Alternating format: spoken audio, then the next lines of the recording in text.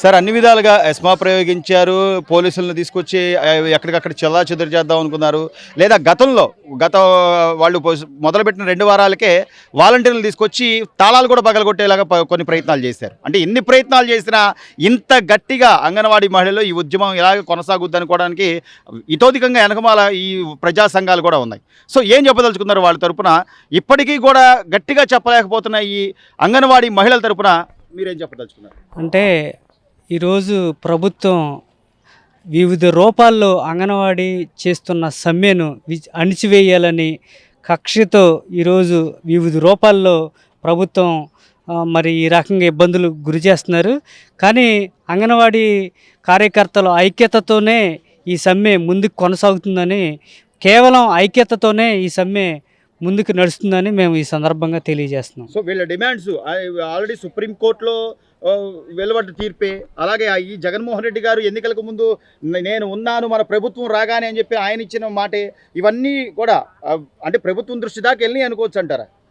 వెళ్ళి సార్, ఆయన పాదయాత్రలో కాంట్రాక్ట్ అవుట్సోర్సింగ్ కానీ, స్కీమ్ వర్కర్లు కానీ వీళ్ళందరికీ అధికారంలోకి రాగానే కనీస వేతనాలు సుప్రీంకోర్టు ఏదైతే చెప్తుందో ఆ వేతనాలు మేము ఖచ్చితంగా అమలు చేస్తామని వాగ్దానాలు చేశారు.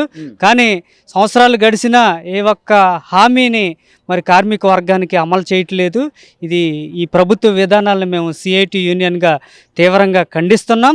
ఎన్నికల్లో ఏదైతే హామీ ఇచ్చారో అది ఖచ్చితంగా కార్మిక వర్గానికి చేసి తీరవలసిందిగా మేము సిఐటిగా ఈ ప్రభుత్వాన్ని డిమాండ్ చేస్తున్నాం. అదేవిధంగా అంగన్వాడీ కార్యకర్తలకి కనీస వేతనాలు, రిటైర్మెంట్ బెనిఫిట్ వంటి వసతులు కల్పిస్తామని చెప్పిన ముఖ్యమంత్రి గారు ఈరోజు ఎన్నికలు దగ్గరలో ఉన్నాయని కాలయాపన చేసి అంగన్వాడీ వాళ్ళని వివిధ రూపాల్లో అణిచివేసే క్రియలు కూడా చేస్తున్నాడు.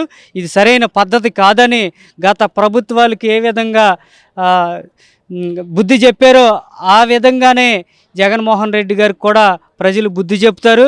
కార్మికుల్ని ఇబ్బందులు పెడితే ఆ ప్రభుత్వాలు ఇంటికి వెళ్ళిన పరిస్థితులు కూడా ఉన్నాయి.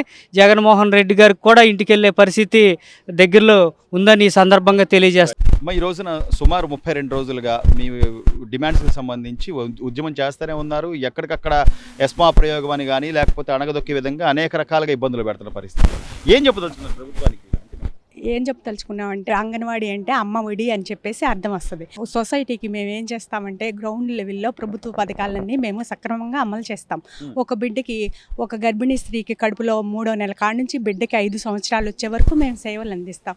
అలాంటి సేవలు అందించే మేము ఆకలి మంటతో ఇవాళ బజార్ను పడ్డామని అంటే రాజన్న బిడ్డగా మాకు న్యాయం చేస్తాడని చెప్పి ఇన్ని రోజులు వెయిట్ చేసాం. రాజన్న గవర్నమెంట్లో మాకు సంవత్సరానికి 200 పెంచుతామని అలాగే పెంచి అమలు చేశారు. అలాగే ఇతని గవర్నమెంట్, జగనన్న గవర్నమెంట్లో కూడా మమ్మల్ని అలాగే చూస్తాడు, ఆదరిస్తాడు మహిళలుగా ఇన్ని రోజులు వెయిట్ చేసాం. కరోనా టైంలో మేము జీతాలు పెంచమని అడగలేదు. యూనియన్ ద్వారా చర్చలు 2-3 సార్లుగా చర్చలకు వెళ్ళినా మా గురించి కథలకి ఏం లేదు. ఎన్నికలకు ముందు చేస్తున్నదేం కాదు, ముందు నుంచి మీరు మీ డిమాండ్స్ నెరవేర్చుకోవడం కోసం పలు దఫాలుగా తిరుగుతూనే ఉన్నారు.